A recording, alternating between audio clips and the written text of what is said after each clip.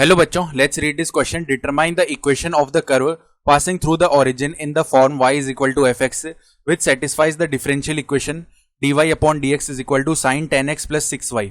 तो हमें देखो उस कर्व की इक्वेशन फाइंड आउट करनी है जो ओरिजिन से पास कर रहा है और इस डिफरेंशियल या बोल सकते हैं ये जो इक्वेशन है इसको सेटिस्फाई कर रहा है. स्टार्ट कर लेते हैं हमारे की कॉन्सेप्ट से.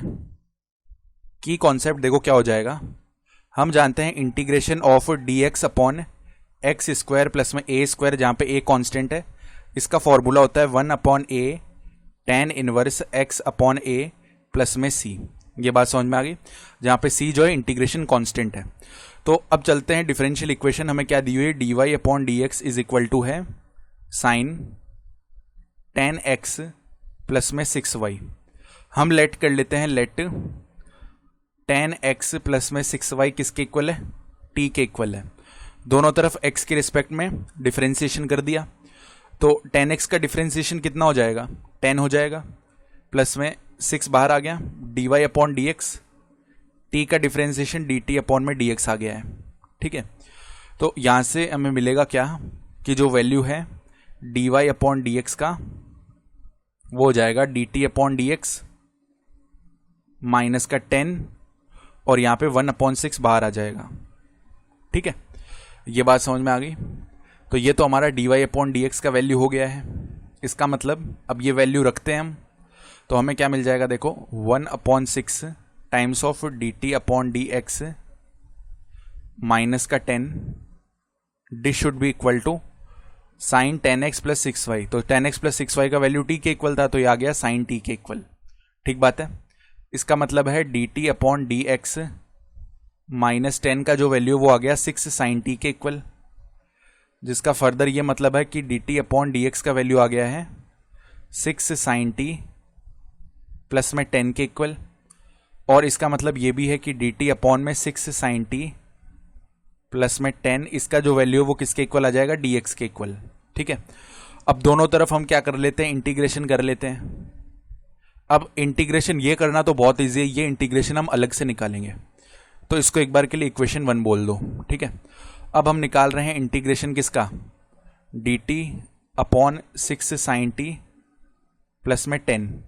ये निकालने के लिए इंटीग्रेशन ऑफ dt अपॉन में हम एक फॉर्मूला जानते हैं साइन t का. देखो साइन 2 थीटा को हम कैसे लिख सकते हैं, 2 tan थीटा अपॉन में 1 प्लस tan स्क्वायर थीटा. इसी तरीके से साइन t को क्या लिख देंगे, 6 मल्टीप्लाई में 2 tan t अपॉन 2 आ जाएगा, होल अपॉन में 1 plus tan square t upon 2. इस टाइप का टर्म हो गया, प्लस में 10 आ जाएगा. ठीक है, इसका पूरे का इंटीग्रेशन है. तो अब देखो ऊपर जाके 1 plus tan square t upon 2 क्या बन जाएगा, इसको बोल सकते हैं sec square t upon 2.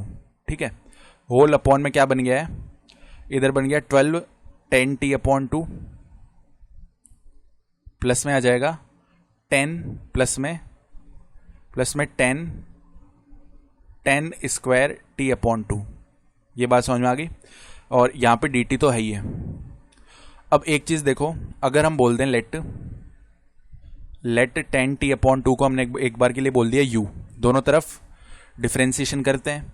10 t upon 2 का differentiation sec square t upon 2. Chain rule से क्या होगा, 1 अपॉन 2 बाहर आ गया और dt, this should be equal to du. इसका मतलब है sec स्क्वायर t अपॉन 2 क्या हो जाएगा, इसको हम 2 du या ऐसे बोल सकते हैं कि sec square t upon 2 dt should be equal to 2 du.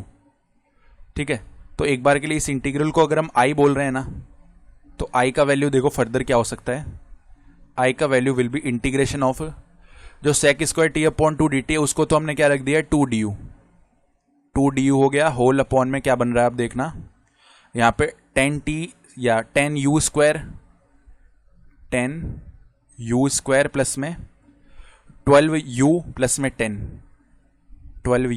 10, 2 से डिवाइड कर देते हैं न्यूमरेटर डिनोमिनेटर में, du अपॉन में क्या आ जाएगा, 5u स्क्वायर प्लस में 6u प्लस में 5.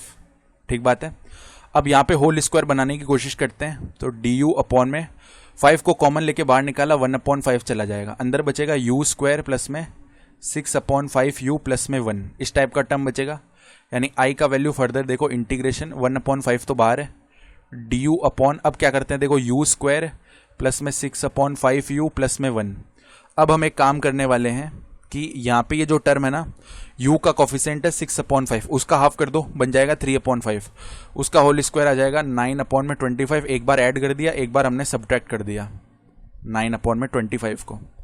ऐसा करने से फ़ायदा क्या होगा, देखो जो पहले तीन, या बोल सकते हैं ये वाला टर्म, ये वाला टर्म और ये वाला टर्म ले लो, तो ये मिलके क्या बन जाएंगे देखो 1/5 integration of D you upon में, ये तीनों टर्म्स मिलके बन जाएगा u प्लस में 3/5 का होल स्क्वायर।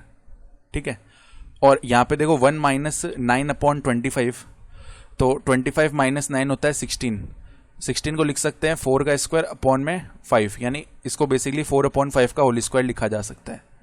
ऐसा कर लिया हमने। ऐसा करने से फ़ायदा क्या होगा, यहाँ पे देखो प्लस आएगा ना कि माइनस, ठीक है, प्लस आने वाला है। तो ऐसा करने पे अब जो की कॉन्सेप्ट में हमने फॉर्मूला लिखा हुआ ना, वो एज इट इज़ बन जाएगा। तो आई का जो वैल्यू है ना, आई का वैल्यू 1/5 है, मल्टीप्लाई में 1/a यानी 1/4 और 5 ऊपर चला जाएगा, tan inverse u plus 3/5, LCM ले लो, 5u प्लस में 3 अपॉन में 5 आएगा, जो कि इस अपॉन 5 से डिवाइड हो जाएगा, तो अपॉन में डायरेक्टली 4 ही बचेगा, प्लस में एक c कांस्टेंट आ रहा होगा। ठीक है, अब हमें पता है, चलो पहले i का वैल्यू रख देते हैं, i यही तो था। ठीक है, तो बेसिकली बोल सकते हैं कि i का वैल्यू जब हमने रख दिया तो 5 से तो भी 5 डिवाइड है। ठीक है, तो फ्रॉम इक्वेशन 1 बोल सकते हैं कि 1/4 tan इनवर्स, अब देखो 5u है, u हमने पता है किसे बोला था, देखो u हमने बोला था 10t/2 को, ठीक बात है ना, तो 10t/2 510 t/2 प्लस में 3 होल अपॉन में वैल्यू कितना है 4 है, प्लस में कांस्टेंट c है, that is equal to dx का इंटीग्रेशन x हो गया, प्लस में मान लो कोई कांस्टेंट आ रहा होगा c डैश, तो c और c डैश को मिला के हम नया कांस्टेंट बोल देंगे k। ठीक है, और उसके बाद देखो हमने बोला हुआ था कि 10x प्लस 6y का वैल्यू t के इक्वल है, तो ये भी हम सब्सटीट्यूट कर देंगे, यानी 1/4 tan इनवर्स 510, अब देखो t का वैल्यू रख दिया 10x प्लस 6y और अपॉन में 2 कर देंगे, तो 5x प्लस में 3y बन जाएगा ना अंदर, 5x प्लस में 3y प्लस में 3 हो गया, होल अपॉन का वैल्यू 4 है, is equal to x plus में नया कांस्टेंट k आ रहा होगा, ये हमने मान लिया। अब ये जो है ना कर्व, ये ओरिजिन से पास कर रहा है, यानी x इज इक्वल टू 0 रखने पे y इज इक्वल टू 0 ही मिलेगा। ठीक है, तो ऐसा करने पे क्या हो गया, देखो अंदर क्या बचेगा अब 1/4 tan इनवर्स, यहाँ पे देखो 5 टाइम्स ऑफ, अंदर 0 बन जाएगा, tan 0 का वैल्यू 0 ही होता है, तो ओनली 3 बच गया, अपॉन में 4 है, that is equal to 0 plus में k, यानी k का वैल्यू डायरेक्टली कितना आ गया 1/4 tan इनवर्स 3/4। ठीक है, ये जैसे ही k का वैल्यू हमें मिल गया है, तो अब हम क्या कर सकते हैं, k का वैल्यू रख देते हैं, जिससे कि हमें क्या मिल जाएगा 1/4 tan इनवर्स, अंदर कितना है 510 5x प्लस में 3y, ठीक है, प्लस में 3 है, होल अपॉन का 4 है, that is equal to x plus में 1/4 tan इनवर्स 3/4, ये हमारा कर्व आ गया है। ठीक है, और ये हम बोल सकते हैं इस तरीके का एक कर्व आने वाला है। ठीक है, तो फर्दर देखो अब हम क्या करते हैं, 1/4 को उस तरफ भेजते हैं, जिससे कि tan इनवर्स अंदर कितना है 510 5x प्लस में 3y प्लस में 3 होल अपॉन में 4।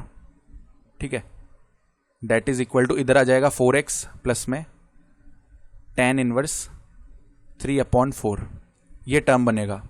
ठीक है, तो यहां से देखो अब क्या करते हैं, दोनों तरफ अगर tan लेंगे तो यहां से तो tan इनवर्स हट जाएगा, और 510 5x प्लस में 3y प्लस में 3 होल अपॉन में 4 बच जाएगा, डेट इज इक्वल टू इस तरफ क्या आएगा 10 टाइम्स ऑफ 4x प्लस में tan इनवर्स 3/4, ये बच जाएगा। ठीक है, तो अब देखो हमें क्या चाहिए, 4 को भी उस तरफ ले जाते हैं, तो 5 10 5x प्लस में 3y प्लस में 3 that should be equal to 4 10 4x plus में tan इनवर्स 3/4। ये बच गया। हमें तो y का वैल्यू ऑब्टेन करना है, तो बाकी सभी टर्म्स को उस तरफ भेजेंगे, यानी कि tan 5x प्लस में 3y का जो वैल्यू है वो क्या आएगा, 4 10 अंदर बन जाएगा 4x प्लस में tan इनवर्स 3/4 माइनस का 3 आ जाएगा और इसके अपॉन में क्या आ जाएगा, 5 आ जाएगा। ठीक है, यहाँ पे तो क्या आया, देखो -3 आएगा ना, और इसके होल अपॉन में 5 आ जाना चाहिए, यानी इस पूरे टर्म के नीचे क्या आएगा, 5 आएगा। सही बात है।